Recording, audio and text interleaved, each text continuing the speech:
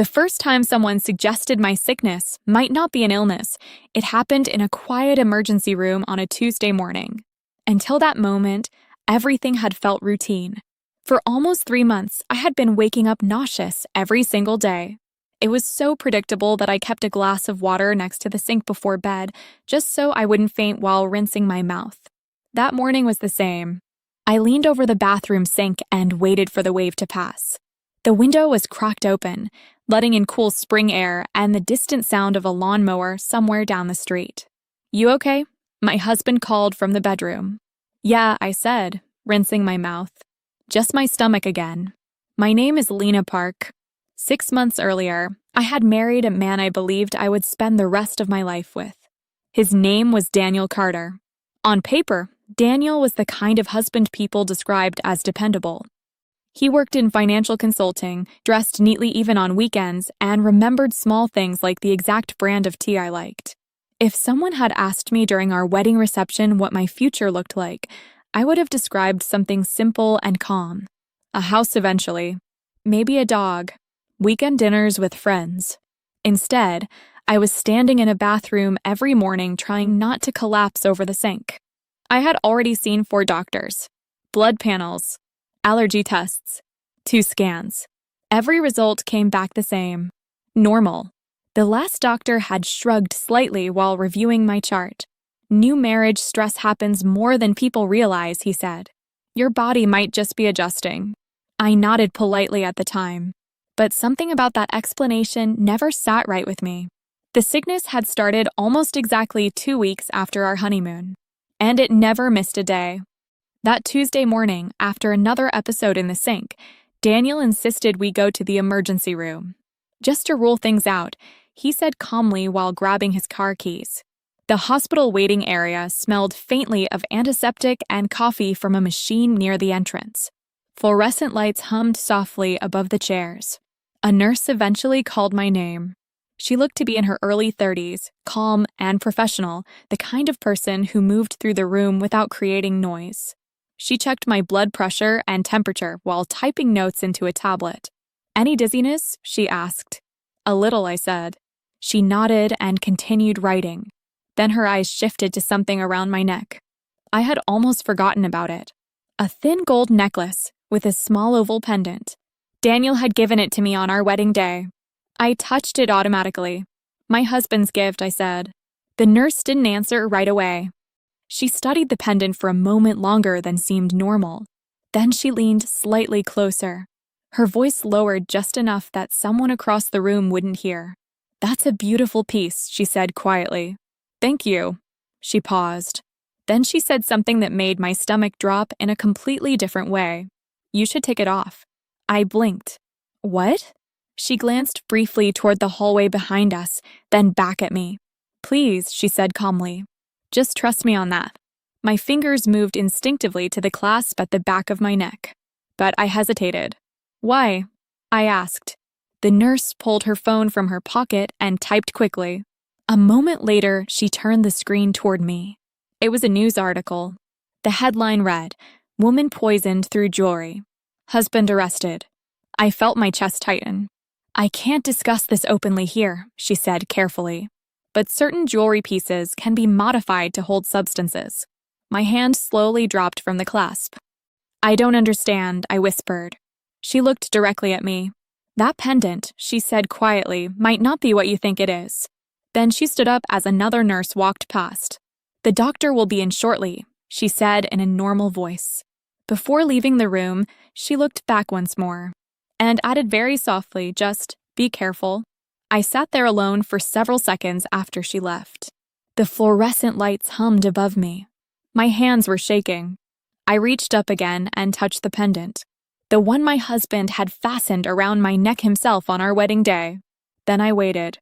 And for the first time in 3 months, the nausea wasn't the thing making my stomach turn.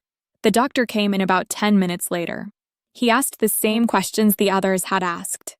How long had the nausea been going on? Was I under unusual stress? Had my diet changed? Was there any chance I was pregnant? I answered everything quietly. No, no, no. He pressed lightly along my abdomen, listened to my breathing, reviewed the chart, and said he wanted to repeat a few labs. His tone was kind, but familiar. I could already hear the conclusion before he reached it. By then I had gotten good at recognizing that tone. Nothing urgent. Nothing obvious. Nothing they could point to. The blood draw left a small ache in my arm.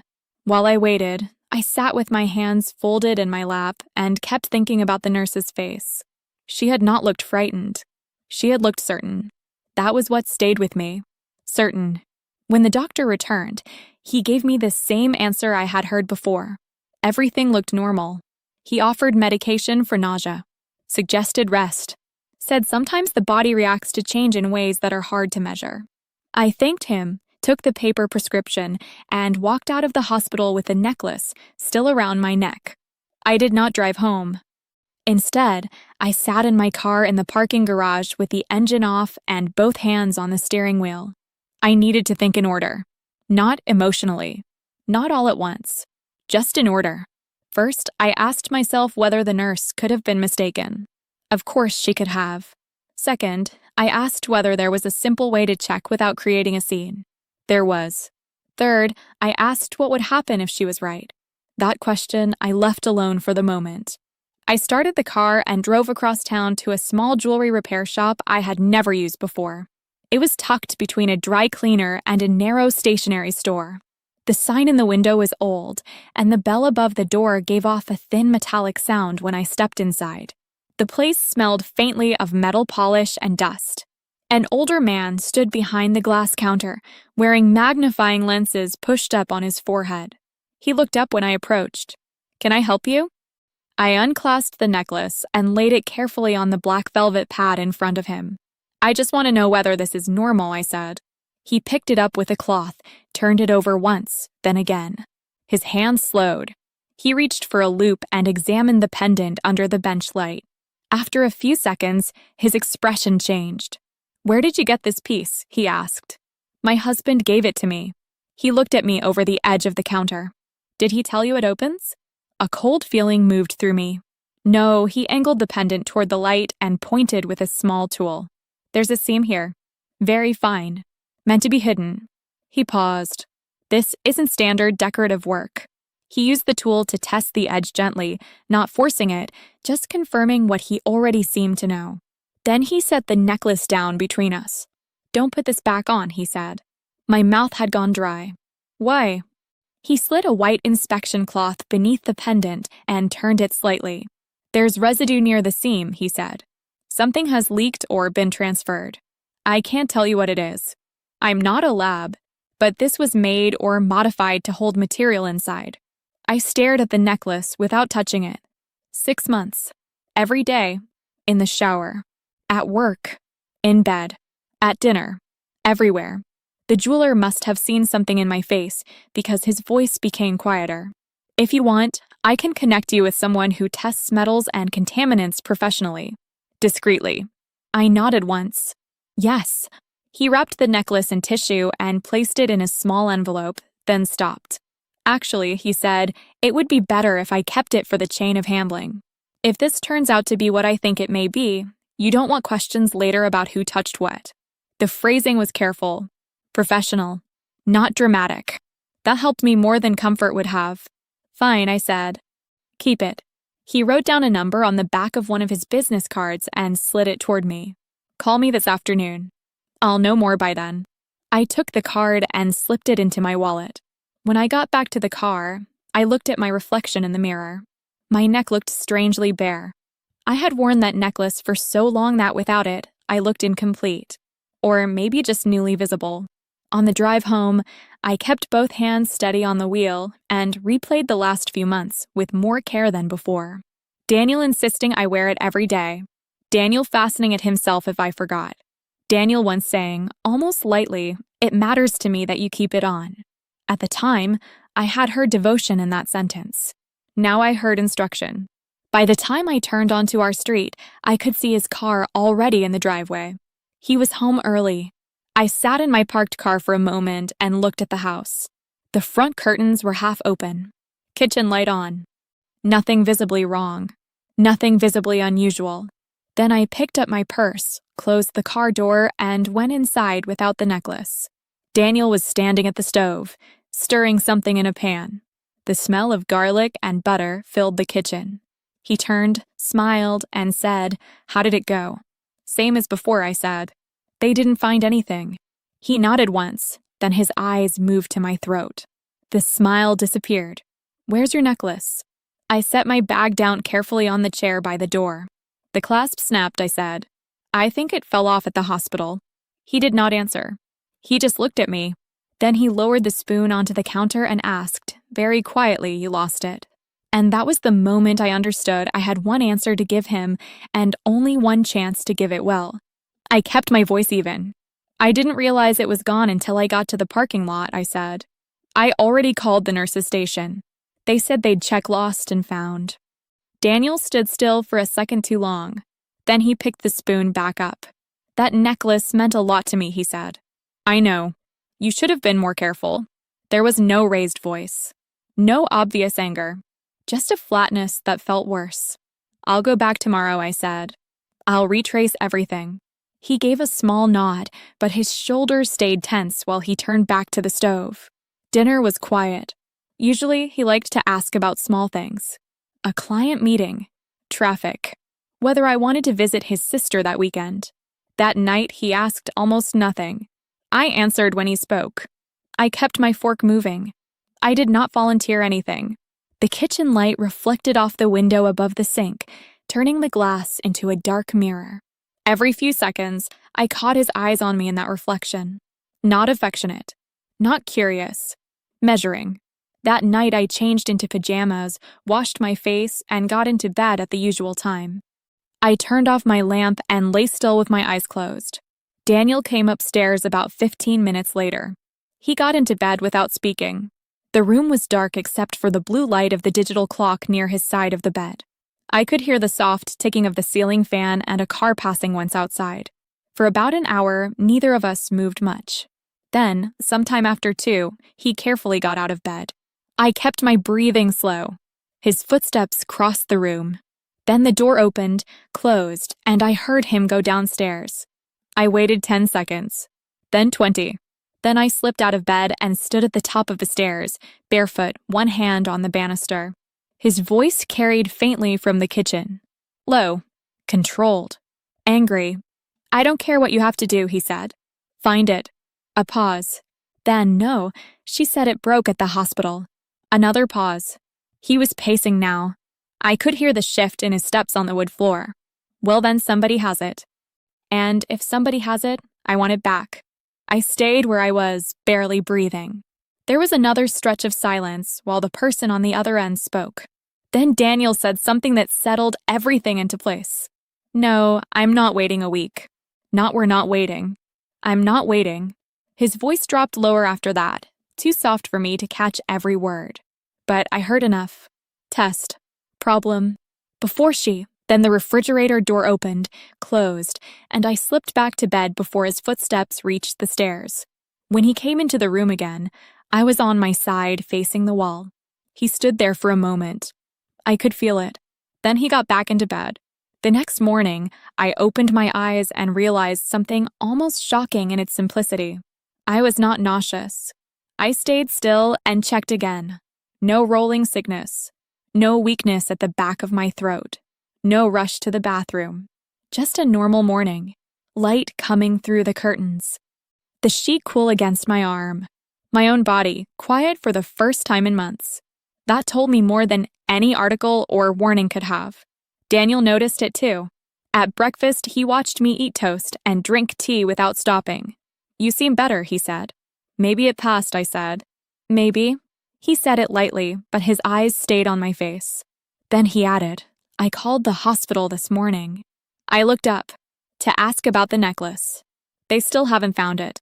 "That makes sense," I said. "It's only been one day." He stirred his coffee slowly. "If it doesn't turn up, we should file a report." "A police report?" It was expensive. I nodded once. "All right." He left for work a little after 8.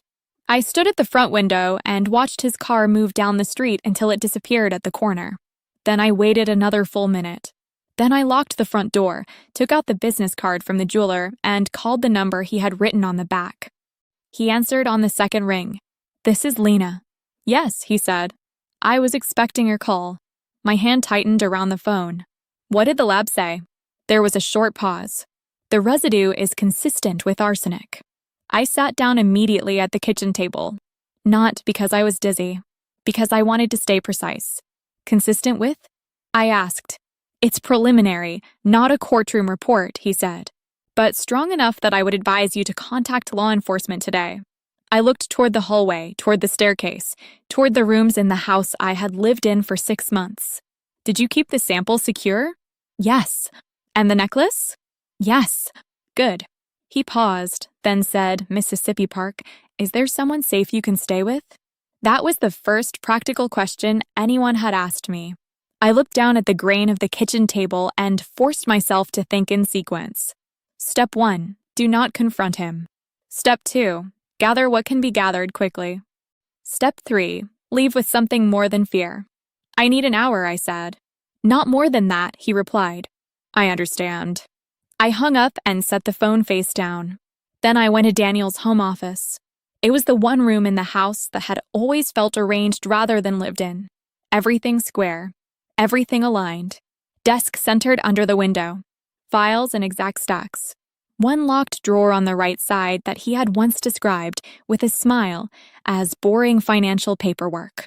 I stood there for a second, listening. Nothing. The house was silent. I opened the top drawer. Pens. Envelopes.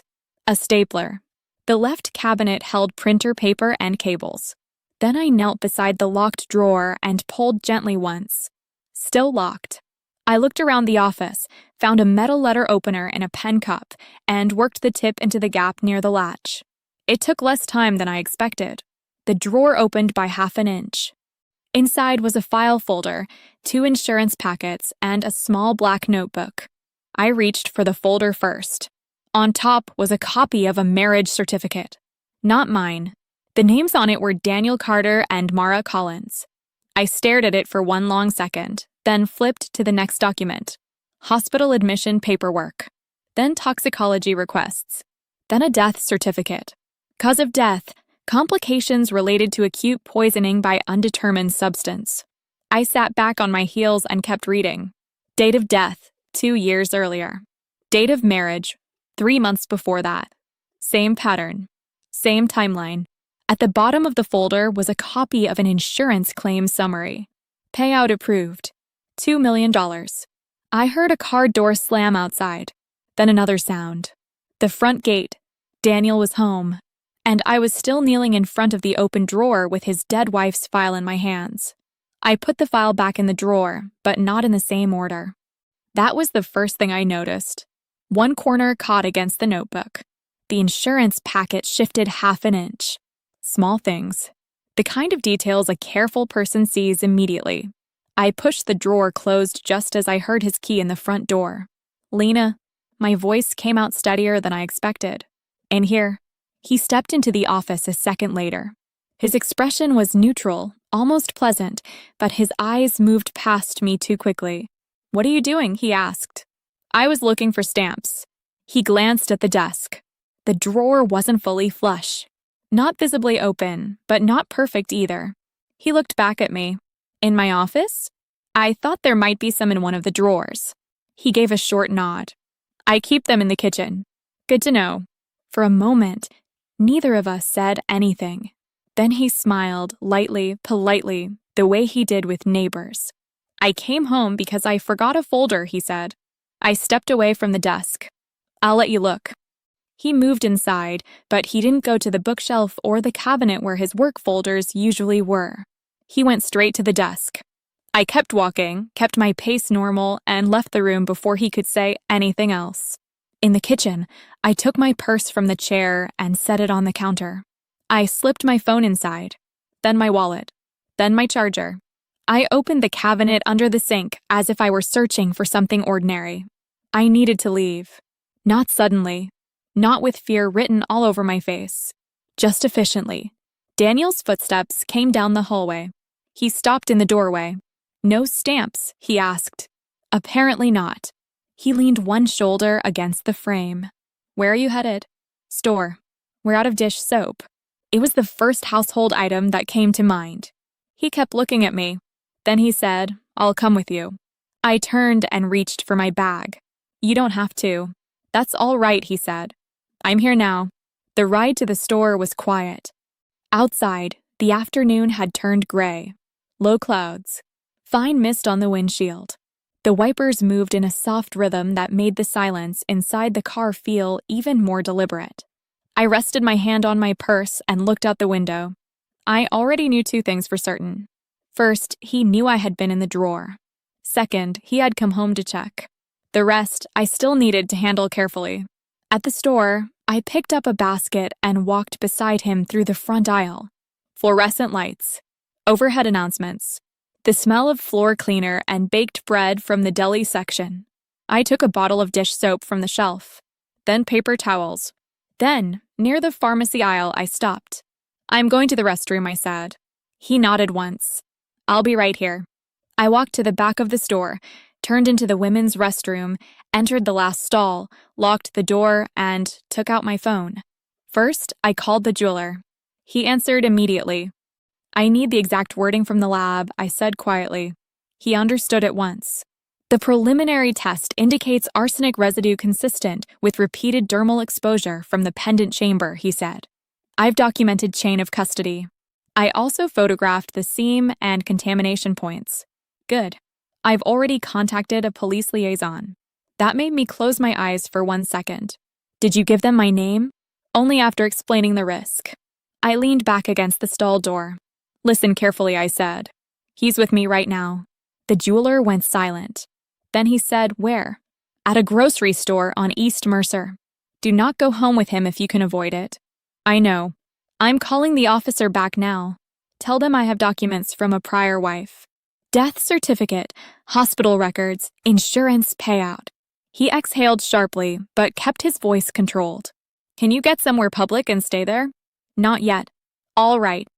Then keep him in public as long as possible. I will. I ended the call and immediately opened my notes app. Then I wrote 3 lines. Step 1, stay calm. Step 2, stay visible. Step 3, do not let him control the location. I stared at those lines for a second and then took a screenshot. After that, I opened a message thread with my cousin Naomi. We weren't especially close, but she lived 2 hours away and Daniel barely knew her. I typed 1 sentence. If anything strange happens, call the police and tell them to look at Daniel Carter. I'm serious. I did not send it yet. I just left it there ready. Then I waited until my breathing was even and flushed the toilet for sound.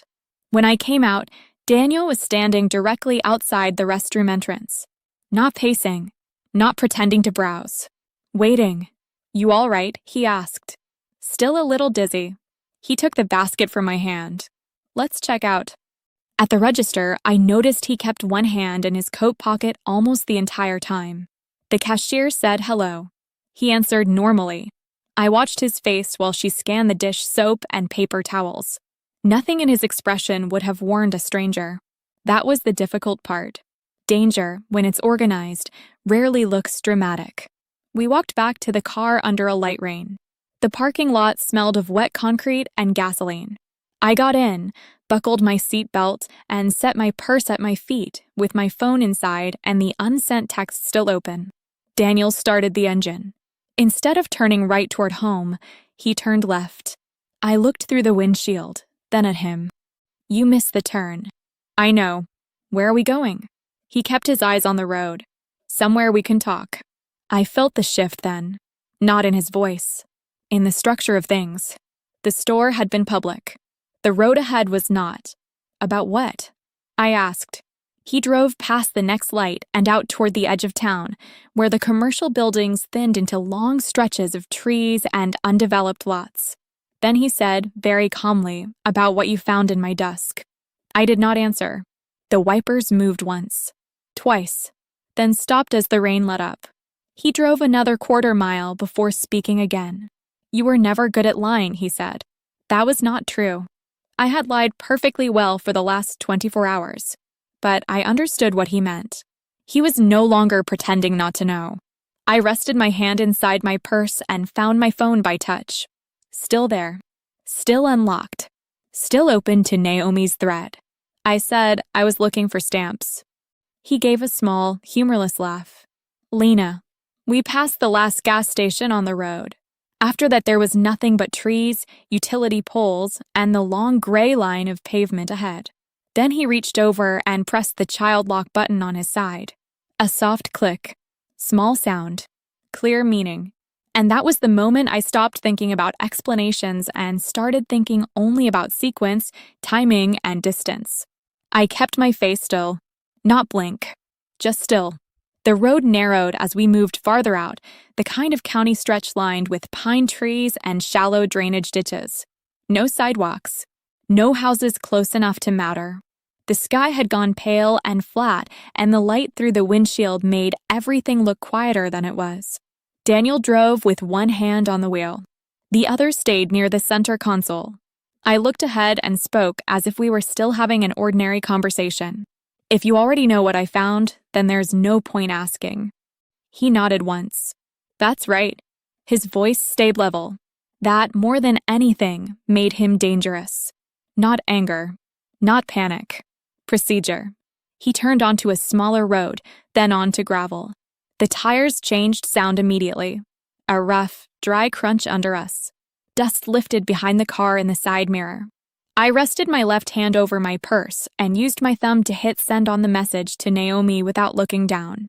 Then I put the phone face down inside the bag and waited. Daniel parked near a line of trees and cut the engine. For a second, neither of us moved. The silence inside the car felt sealed. He turned toward me. So, he said, let's stop wasting time. I looked at him. His expression was composed. Clean shirt. Wedding ring. Calm posture. If anyone had walked past the car at that moment, they would have seen a married couple in the middle of a difficult conversation. Nothing more. You were married before, I said. Yes. You told me you'd had one serious relationship. You never said wife. No, and she died 3 months after your wedding. He held my gaze.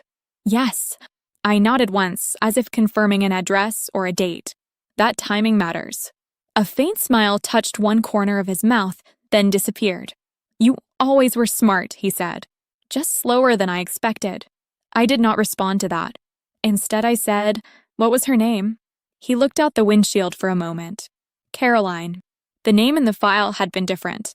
That told me he was still testing me, still deciding what I knew and what I only suspected. I said, the documents in your drawer said Mara Collins. His jaw tightened for the first time. Small movement, but real. There it was. A fact landing where he didn't want it to. I kept my voice quiet. I also saw the death certificate and the insurance summary. He looked back at me. So then you understand the situation. No, I said. I understand part of the pattern. That made him pause. I went on. You lied about a previous marriage. You kept records of her death. You insisted I wear that necklace every day. I stopped wearing it, and for the first morning in 3 months, I wasn't sick. I let the words sit between us. Not accusation. Not pleading. Sequence.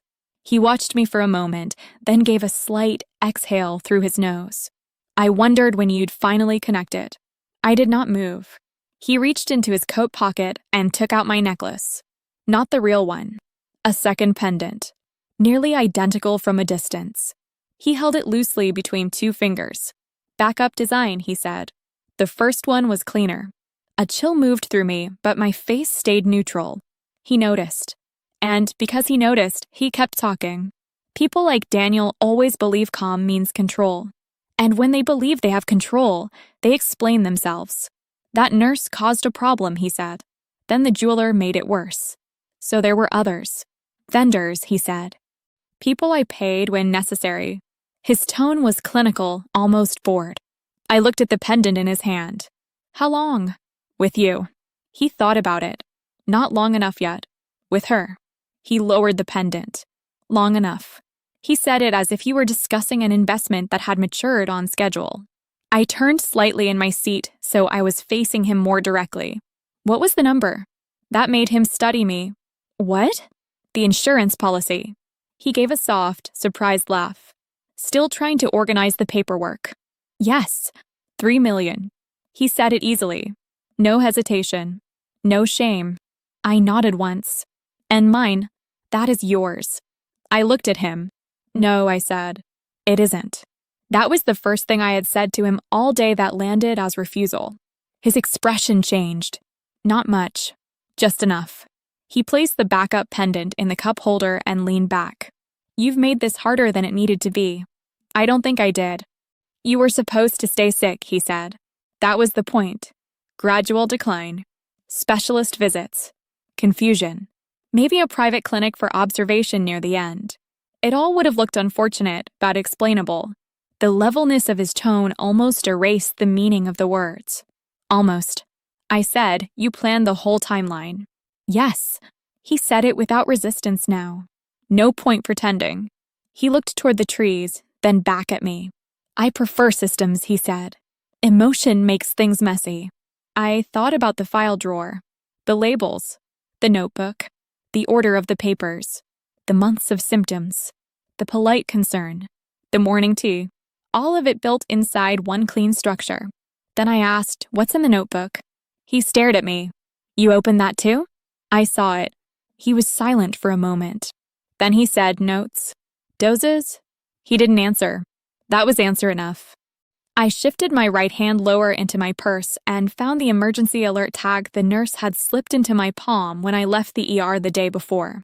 It was small, almost like a key fob, linked directly to a local domestic violence response unit. She had told me to carry it until things were clear. At the time, I had thought it might be unnecessary. Now my fingers closed around it. Daniel saw the movement. What's in the bag? My phone. Take it out. No, he sat very still. Then he smiled slightly, but there was nothing warm in it. That wasn't a request. I looked at him, and, because I had stopped trying to protect his version of reality, I answered plainly. I know. He moved fast then. Not wildly. Efficiently. His hand shot across the console toward my purse. I pressed the alert button with my thumb and shoved the bag down toward the floorboard at the same time. A sharp electronic chirp sounded once. Daniel froze. What was that? I did not answer. He lunged again, harder this time, grabbing the strap of the purse and jerking it upward. I held on with both hands and twisted toward the passenger door. The bag tore at the seam. My phone slid out, hit the floor mat, and lit up. On the screen, Naomi's name was visible. Delivered. Daniel saw it. His whole face changed. Not louder. Not angrier. Colder. You sent a message. I looked at him and said nothing. He grabbed my wrist hard enough to make my fingers go numb. How much did you tell? Enough. For the first time, he lost the clean rhythm he had been keeping all afternoon. He swore under his breath, released my wrist, and reached down toward the floor where the phone had fallen. That was when I hit the horn with the heel of my hand. The sound exploded through the car and into the trees. Long, harsh. Repeating. Daniel jerked toward me. I hit it again. And again. Then, faint at first, but unmistakable, I heard something in the distance. Not close, but coming. Sirens. Daniel heard them too. He looked toward the road, then back at me, and in that 1 second I understood exactly what had happened. He had built his plan around privacy, timing, and my silence. And now all three had broken at once. He reached for the driver's door handle, then stopped, then looked at me with a calmness that had returned too quickly. All right, he said quietly. Then we do this differently. And he reached toward the glove compartment. He opened the glove compartment and took out a syringe sealed in clear plastic. It was almost disappointingly ordinary. No movie villain flourish. No dramatic speech. Just one more prepared item in a system he had built long before that afternoon. He held it for a second, then peeled the plastic back with controlled fingers. Daniel, I said, and even to me my voice sounded very calm, the police already have the necklace. He looked at me without expression. Then this simply becomes a medical event with unfortunate timing. The sirens were louder now. Still not at the car, but close enough to matter. He shifted toward me, syringe in hand, and I moved at the same moment. I kicked hard at his wrist with both feet braced against the passenger side floor. The syringe flew sideways, struck the back seat, and vanished between a jacket and a grocery bag. He swore and came across the console. His hand closed around my throat. Pressure. Direct and practiced. My head hit the window. My left hand clawed at his sleeve. My right hand groped blindly toward the horn and hit it again. The sound blasted through the car. I kept pressing. Then red and blue light flashed across the trees. A loudspeaker cracked through the air. Driver, step out of the vehicle now. Daniel's grip tightened for 1 second more, then loosened. He sat back slowly, breathing hard, but trying to make it look controlled. By the time the first officer reached the car, Daniel's face had already changed. Calm, concerned, reasonable. The driver's side door opened. Sir, step out. Daniel raised one hand slightly, as if trying to calm everyone down. Officer, thank God. My wife is having some kind of episode. She's been paranoid all day. I brought her out here to settle her down. The officer did not respond. Another officer was already at my door. She opened it, crouched slightly, and looked directly at me. Ma'am, can you breathe? I nodded once, then pointed to my neck, and then over my shoulder toward the back seat. Syringe, I managed. My throat felt raw. My voice barely worked. The officer behind me turned, found it within seconds, and said sharply, item located. That changed the tone immediately. Not dramatic. Procedural. Exactly what I needed. Sir, the first officer said, step away from the vehicle and place your hands where I can see them. Daniel did not argue right away. He stepped out, composed as ever, one palm raised, the other still loose at his side. This is a misunderstanding, he said. She's been under medical stress. There are records. Our visits. Anxiety symptoms. There will be time for your statement, the officer replied. Another patrol car pulled in behind the first. Then an SUV. Doors opened. More footsteps on gravel. Someone guided me gently out of the passenger seat and toward the shoulder of the road. The air outside smelled like wet dirt and pine. My knees shook once I was standing, but I stayed upright. The female officer beside me asked, "Do you need an ambulance?" Yes, I said, though it came out rough and thin. She looked at the marks on my neck and nodded toward another responder who had just arrived. Then she asked, "What's his name?" Daniel Carter. What happened? I kept it simple. Slow poisoning through a necklace. The jeweler called police. There are records in his office from another wife who died. Insurance documents. A notebook. Doses, I think. The officer did not interrupt. She wrote while I spoke. Then she asked, "Do you know the prior wife's name?" Mara Collins. That got repeated immediately to someone standing behind her. I could hear radios crackling, names being relayed, addresses confirmed. One of the officers near Daniel said, "We've got probable cause on the assault, plus the alert trigger and the witness call from the jeweler." Another answered, "Scene hold. Get a warrant moving for the house." Daniel was in handcuffs by then. He still looked composed. He even tried one last version of concern as they moved him toward the patrol car. "Lena," he said, in the same voice he used when asking whether I wanted tea, "you're not well enough to do this." I looked at him and said, "I'm well enough." That was all. No speech. No closure scene. Just fact. The paramedics checked my airway, blood pressure, and pupils in the back of the ambulance. One of them shined a light gently into my eyes while the other wrapped a cuff around my arm. A familiar voice said, "You did the right thing." It was the nurse from the ER. She was standing just outside the ambulance doors, jacket pulled tight against the wind, her expression calm in the same way it had been the day before. I looked at her and said, "How did you know?" She hesitated, then answered plainly, "My sister died 3 years ago. Similar symptoms. Similar timeline. Different object." I held her gaze. "They never proved it?" She shook her head. "No, that one word settled heavily between us." Then she added, "When I saw your necklace and heard the pattern, I couldn't ignore it." I nodded. There was nothing else to say that wouldn't make the moment heavier than it needed to be. At the hospital, they documented the bruising on my neck and ran another full set of labs. This time, because there was a suspected source, the questions were different, more precise. Exposure, duration, skin contact, symptoms by week, weight change, fatigue, vomiting frequency. Systems had finally caught up with the truth. By evening, detectives came to take a statement. I gave them the sequence clearly.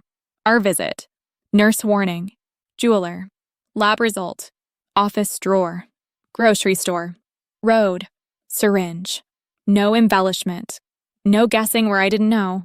Just timeline. They appreciated that. One of the detectives, a woman in her 50s with reading glasses hanging from a chain, closed her notebook and said, "Your house has been secured. Search team is inside now." I asked, "Did they find the file?" "Yes." "The notebook?" She paused, then nodded. "Yes." I did not ask for details. Not yet. The next morning, she returned with more. The notebook, she explained, was exactly what I feared. Dates, measured entries, notes on symptoms, comments about dosage adjustments when vomiting interfered with absorption, separate sections labeled by initials, mine and Mara's. There were also insurance documents for both marriages, copies of beneficiary forms, online search history about arsenic exposure windows, and messages on Daniel's phone discussing the recovery of the necklace after I lost it. The jeweler's chain of custody records held. The lab results held. The syringe was sent for analysis. And then they exhumed Mara. That part took time. Weeks, not days. The case moved the way real cases move. Forms. Court orders. Forensic review. Cross-checking records from 2 years earlier. Interviews with former neighbors, a pharmacist, an insurance agent, one of Daniel's old co-workers, and the physician who had seen Mara during her final weeks. Every step added something small. Nothing theatrical. Just enough. By the time charges were formally filed, the structure of his life had started collapsing under its own paperwork. Attempted murder. Murder. Aggravated assault. Fraud-related counts tied to the policy documentation. At the preliminary hearing, his attorney tried to suggest that I had become fixated because of illness, that I had invaded a private office, misunderstood old records, and overreacted to harmless jewelry design. Then the toxicologist testified about dermal exposure. Then the jeweler testified about the hidden chamber and residue pattern. Then the forensic team presented the notebook. After that, the room became very quiet. The full trial took 6 months. Longer than people imagine when they think about justice. There were continuances, motions, arguments about admissibility, expert statements, timeline charts enlarged on display boards, a lot of waiting in hallways that smelled like paper, stale coffee, and floor wax. I testified once. Only once. I kept my answers direct. Yes. No. I don't know. That is my message thread. That is my necklace. That is the notebook entry with my initials. When they brought in the exhumation findings from Mara's remains, the courtroom shifted in a way I could feel without looking around. Arsenic levels consistent with prolonged exposure. Same pattern. Same timeline. The prosecutor didn't need a dramatic closing. He only needed order. Marriage. Policy. Symptoms. Decline. Payout. Then repetition. The jury was out for just under 3 hours. When they came back, Daniel stood to hear the verdict with the same posture he had used at dinner parties and holiday photos. Straight back, quiet face, hands still, guilty on all major counts. The judge later sentenced him to life without parole on the murder count, with additional years attached to the rest. I watched the deputies take him through the side door. He looked back once. No apology, no anger. Just that same cold calculation, as if he were still trying to understand where the system had failed him. It hadn't. For once, it had worked exactly the way it was supposed to. The only reason I was still alive to see it was that one person had noticed a necklace, trusted her memory, and said something at the right time. The rest was evidence. Sequence. Process. And then I went home to begin the part no one romanticizes. The actual after. The house sold 3 months later. I did not go back for most of the packing. My attorney arranged what needed to be arranged, and a removal company handled the furniture. I made a short list of what I actually wanted back. My grandmother's ceramic bowl, a winter coat, 2 photo albums from before I met Daniel, a box of work notebooks. That was enough. I moved into a small apartment in another part of the city, on a quiet street above a florist and across from a pharmacy. The building had old radiators that clicked at night and narrow windows that let in a lot of morning light. I chose it because the front door locked automatically, the hallway was always lit, and nothing about it felt grand or symbolic. It just felt manageable. For a while, my life became very small on purpose. I went to work. I came home. I made soup, folded laundry, wiped down counters, and kept my shoes lined up neatly by the door. I started therapy twice a week, then once a week after a few months. I kept a legal folder in one kitchen drawer with every court document, every medical summary, every victim services contact, all labeled and dated. It wasn't fear exactly. It was order. Order made things easier to carry. The nausea faded fully within weeks. My appetite came back slowly. Then my sleep. I remember one Sunday morning in particular.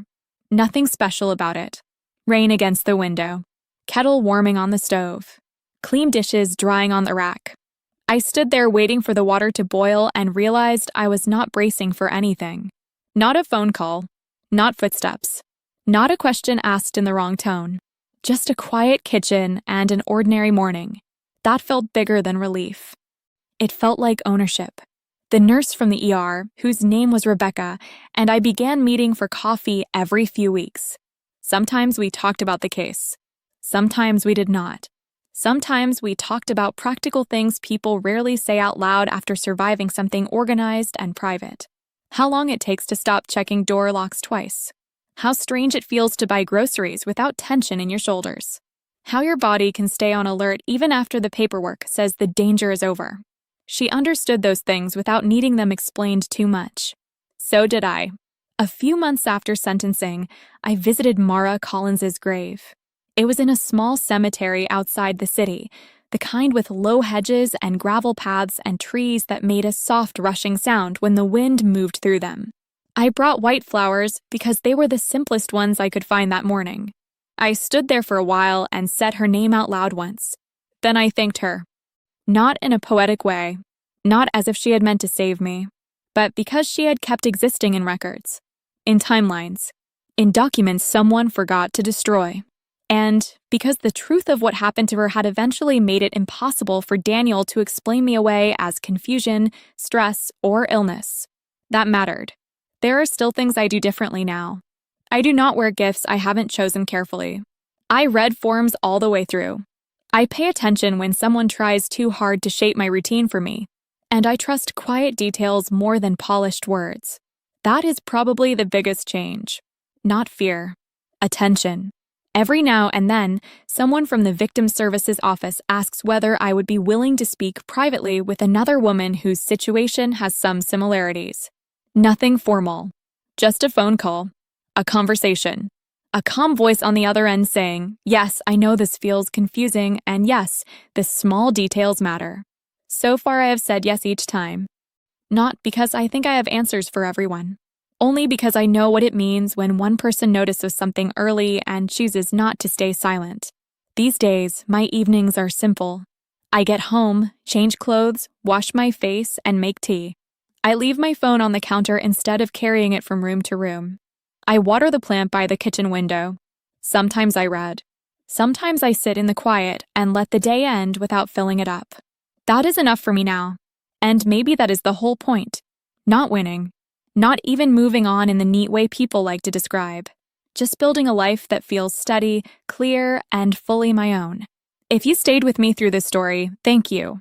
Please like and subscribe if you enjoy calm, real stories told this way.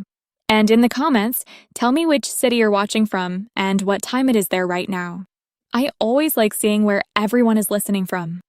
2 popular stories will be on your screen next, and I think you'll want to hear those too.